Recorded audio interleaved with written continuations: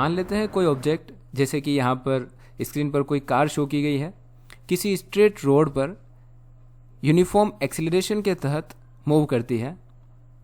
इस तरह की यूनिफॉर्म एक्सीलरेशन के अंडर मूव करते हुए ऑब्जेक्ट्स के लिए 3 काइनेमेटिक्स इक्वेशंस है जो इस मोशन को पूरी तरीके से रिप्रेजेंट करती है। इन इक्वेशंस को हम डिराइव करेंगे। मान लेते हैं जब हमने स्टॉप वॉच स्टार्ट की, यानी कि t=0 टाइम पर इसकी इनिशियल पोजीशन x=x0 थी, और जब टाइम बीतता गया और जब टाइम t सेकेंड्स बीत गया तब इसकी फाइनल पोजीशन x=x हो चुकी है।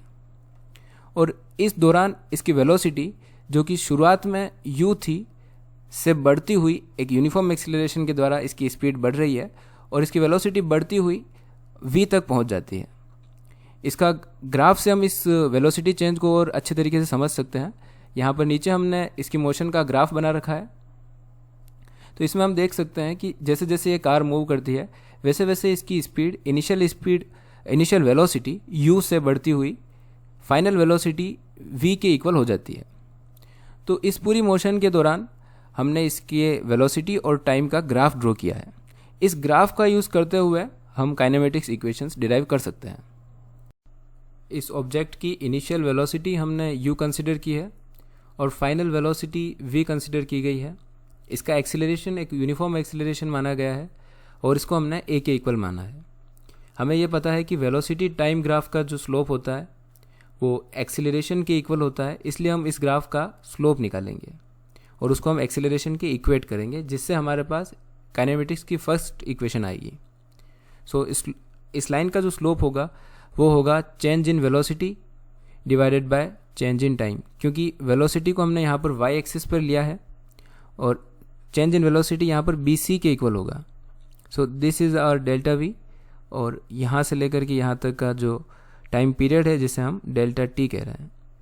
सो जब हम इस डेल्टा v में डेल्टा t से डिवाइड करेंगे तो हमारे पास इस स्ट्रेट लाइन का स्लोप आएगा और वही हमारे एक्सीलरेशन के इक्वल है। सो और डेल्टा v का मतलब होता है चेंज इन वेलोसिटी, मतलब फाइनल वेलोसिटी जिसे हम v2 लिख देते हैं माइनस इनिशियल वेलोसिटी जो कि v1 मान लेते हैं, और डेल्टा t का मतलब है t2 minus t1, final time point minus initial time point.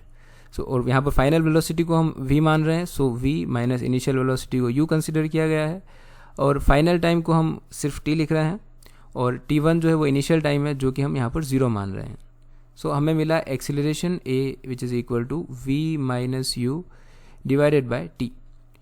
इसको थोड़ा सा मैनिपुलेट करने पे हम इसको लिख सकते हैं v is equal to u plus a t। So this is our first equation of kinematics. First equation of motion derive करने के बाद चलिए अब हम मोशन की सेकेंड इक्वेशन डिराइव करते हैं। इसके लिए हम इस फैक्ट का यूज़ करेंगे कि जब हम वेलोसिटी टाइम ग्राफ का एरिया निकालते हैं, जो कि यहाँ पर ये पूरा एरिया ABCDE होगा, तो ये जो एरिया होता है ये तय किए गए डिस्प्लेसमेंट के इक्वल होता है। सो इस टाइम ड्यूरेशन 0 से t में जो ये ऑब्जेक्ट है जितना डिस्प्लेसमेंट ट्रैवल करेगा वो इस एरिया के इक्वल होगा। और अगेन इस एरिया को हम 2 पार्ट में तोड़कर समझ सकते हैं, एक तो इस ट्राइंगल ABC का एरिया प्लस इस रेक्टेंगल ACDE का एरिया। सो डिस्प्लेसमेंट जो होगा पूरे एरिया के इक्वल होगा और उसको अगेन हम दोनों ट्राइंगल और रेक्टेंगल के एरिया की सम के इक्वल करेंगे। और फिर ये जो ट्राइंगल का एरिया है, एरिया ऑफ ट्राइंगल होता है half into base into height.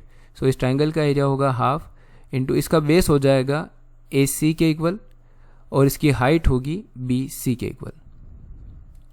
और इस रेक्टेंगल का एरिया होगा लेंथ इंटू ब्रेड्थ, इसकी लेंथ होगी ED इंटू इसकी जो ब्रेड्थ होगी वो होगी AE।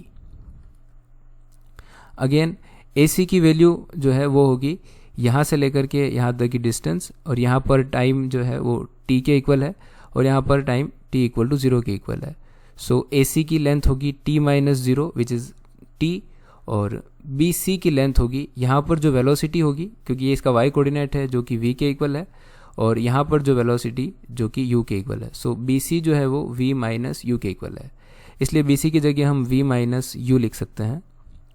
प्लस इस ED की वैल्यू ई से लेकर के डी तक की वैल्यू टाइम ड्यूरेशन है जो कि टी के इक्वल होगी, और फिर ई जो है वो होगी फाइनल इनिशियल वेलोसिटी यू, और यहाँ पर जो वेलोसिटी है जो कि 0 है, सो u minus 0।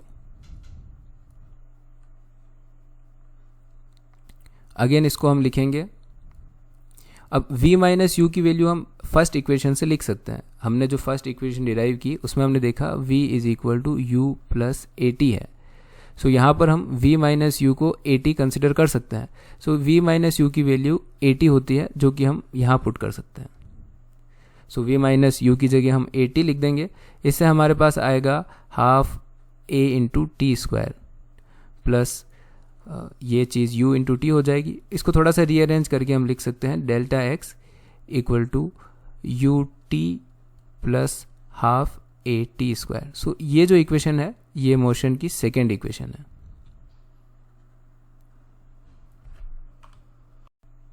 Now let's derive third equation of motion. इसके लिए हम एवरेज वेलोसिटी के कॉन्सेप्ट को यूज़ करेंगे। हमें पता है एवरेज वेलोसिटी जो है वो total travelled displacement divided by जो टाइम ड्यूरेशन है जिसको हमने सिर्फ टी लिखा है क्योंकि t minus 0 will give us only T. So total displacement divided by time is equal to average velocity.